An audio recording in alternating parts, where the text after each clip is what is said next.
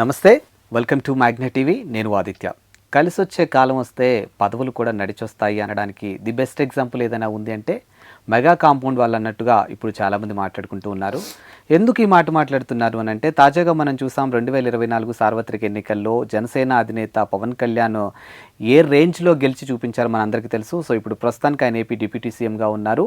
ఇప్పుడు అదే తరహాలో ఆయన సోదరుడు నాగబాబు కూడా ఎన్నికల టైంలో చాలా కష్టపడ్డారు. ఇప్పుడు ఆయన కష్టాన్ని గుర్తించి ఏపీ సీఎం చంద్రబాబు ఆయన్ని రాష్ట్ర కేబినెట్లో మంత్రిగా చేయబోతున్నారనే అంశం కూడా మనం చూసాం. బట్ ఇప్పుడు అదే కాంపౌండ్ నుంచి మరో వార్త కూడా వినిపిస్తుంది.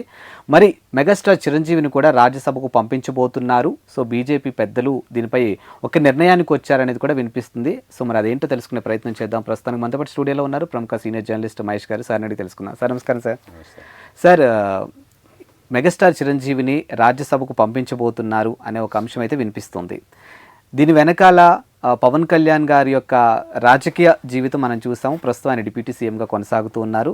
మరి ఆయన ఇంకొక సోదరుడు నాగబాబు కూడా రాష్ట్ర మంత్రివర్గంలో స్థానం సంపాదించారు. సో మరి ఇప్పుడు ఈయన కూడా వెళ్ళబోతున్నారు. అసలు ఏంటి అంటే ఎలా చూడొచ్చు దీన్ని మనం? నాగబాబుది రాజ్యసభ ఇస్తున్నారు అనేది అవును, మొన్నటి దాకా అది అయిపోయి నాగబాబు ప్లేస్లో చిరంజీవి వచ్చాడు. ఎస్, నాగబాబు ఏమో మంత్రి పదవి ఇచ్చేశారు. చిరంజీవికి ఇప్పుడు రాజ్యసభ ఇస్తున్నారు. పవన్ కళ్యాణ్ ఏమో సెంట్రల్ మినిస్టర్ ఇస్తారు. ఇవన్నీ నాకు తెలిసి పీలర్లాగా ఉంటుంది. అంటే ఎప్పుడైనా ఒక రాజకీయ పార్టీ కానీ బాగా ఎక్స్పీరియన్స్డ్ పొలిటీషియన్స్ కానీ వాళ్ళు ఏం చేస్తారంటే ఒక పీలర్ వదులుతారు జనంలోకి. అదేంటంటే దీని రియాక్షన్ ఎలా ఉంది అర్థమైందా మీకు?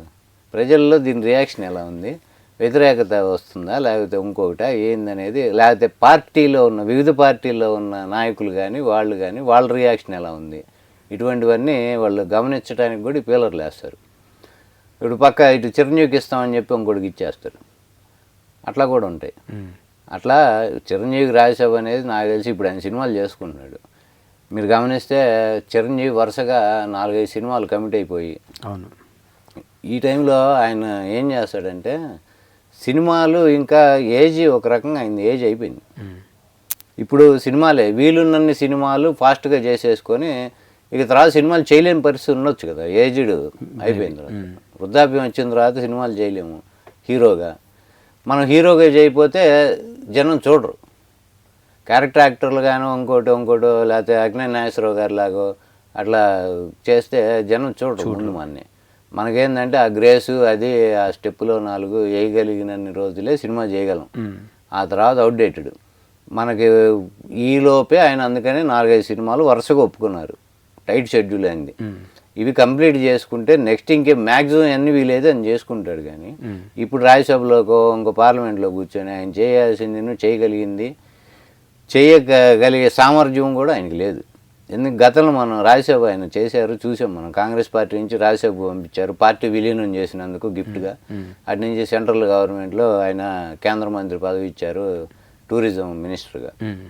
టూరిజం మినిస్టర్గా ఆయన చేసింది లేదు. రాజ్యసభ నుంచి ఆయన ఒకరోజు నుంచొని మాట్లాడింది లేదు. ఎటువంటిది ఏమీ లేదు.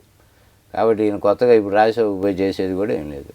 ప్లస్ ఈ సినీ ప్రముఖులను వాళ్ళను రాజ్యసభకు పంపిస్తే ఇప్పుడు సచిన్ టెండూల్కర్ని పంపించారు.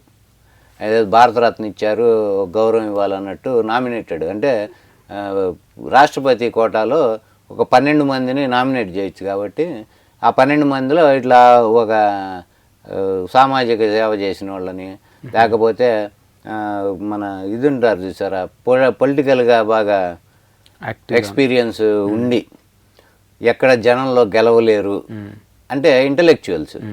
అలాంటి పెద్దల సభ అంటేనే ఇంటలెక్చువల్స్కి అసలు పెట్టింది. ఇప్పుడు ఏంటంటే అది కూడా పెద్ద కామెడీ జోక్ అయిపోయింది. కానివ్వండి, రాజ్యసభ అంటేనే ఇంటలెక్చువల్స్ కోసం పెట్టేది. దానికోసం అట్లా ఇంటలెక్చువల్స్ను ఎవరినో మళ్ళీ ఇట్లా క్రీడా రంగం నుంచో సినిమా రంగం నుంచో ఇట్లా పెడతాం ఒకటి ఇదైపోయింది. అసలు ఈ క్రీడా రంగం నుంచో మనం సచిన్ టెండూల్కర్ని పెట్టారు. ఆయన ఏ రోజు సభకి వెళ్ళాలి. అసలు రాజ్యసభలో 1 గంట కూర్చుంది లేదు. 1 గంట కంటిన్యూస్గా ఆయన కూర్చుంది లేదు 6 సంవత్సరాల కాలం. అసలు ఎందుకు ఉపయోగం ఏంటి? ఇలాంటి వాళ్ళని తీసుకెళ్ళి రాజ్యసభలో కూర్చోబెడితే ఏదో ఒక ప్రయోజనం దాని బ్యాక్గ్రౌండ్ ఆశించి తీసుకెళ్ళి కూర్చోబెడితే దానివల్ల ప్రయోజనం జనానికి అన్న ఉపయోగం. ఇప్పుడు ఆయన రాజ్యసభ కోటాలో ఆయనకి సంవత్సరానికి ఇంత ఆయనకి